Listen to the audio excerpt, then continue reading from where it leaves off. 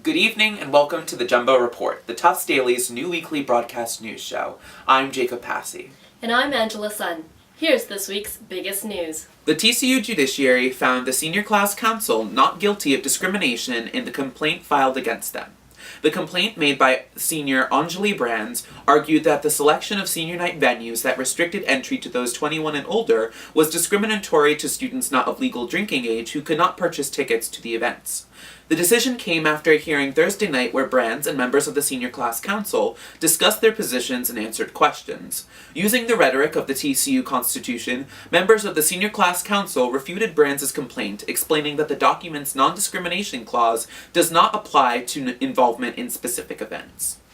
Less than triumphant news from Tufts Athletics. 27 members of the Tufts lacrosse team were suspended after an investigation confirmed that players shouted sexist and racial insults to the Smith College volleyball team during a game last September. Players from the lacrosse team were also found guilty of underage drinking, providing alcohol to minors, and attending the event intoxicated.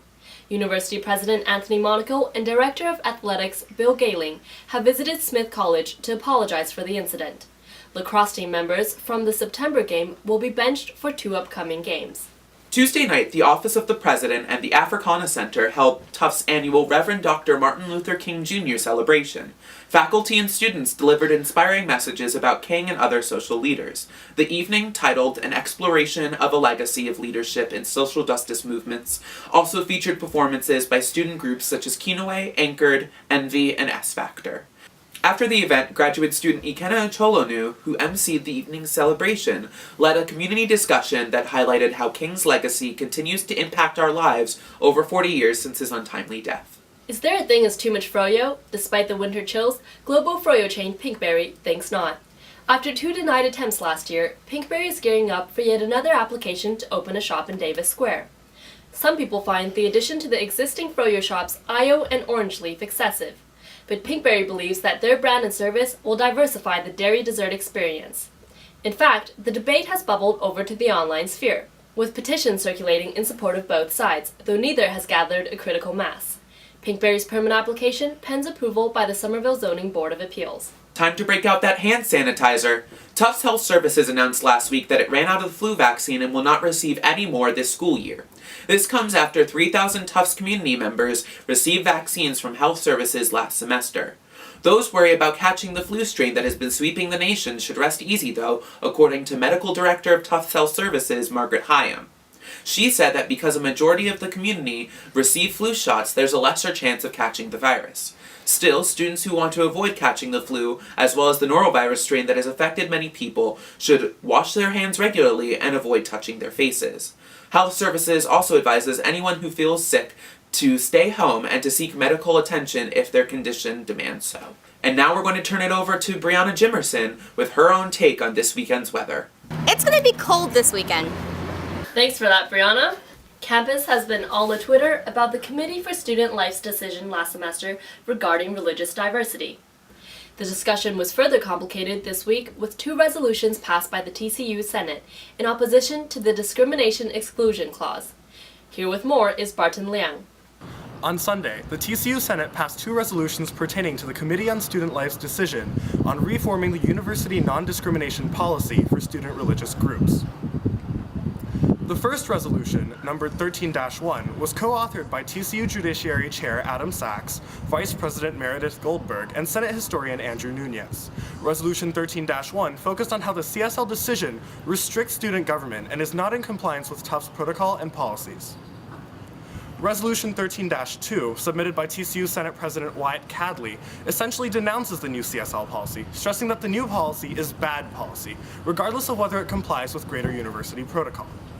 Jumbo Report spoke to Wyatt Cadley about the 2 resolutions and how they were drafted. Interesting about this resolution, these resolutions, is that you had 4 authors who, during the previous debate, all fell on totally different sides of the issues.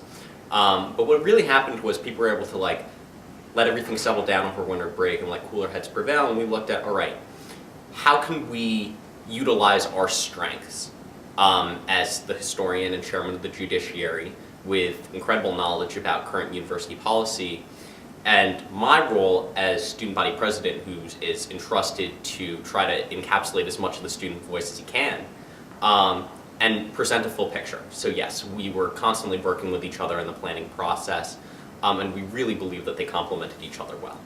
We got a very warm reception to both resolutions. Obviously, we've gotten a lot of student feedback on this, some negative, some positive, but I think we were ultimately able to have a very professional and civil discussion about a really important issue. Both resolutions passed in the Senate with one vote opposing.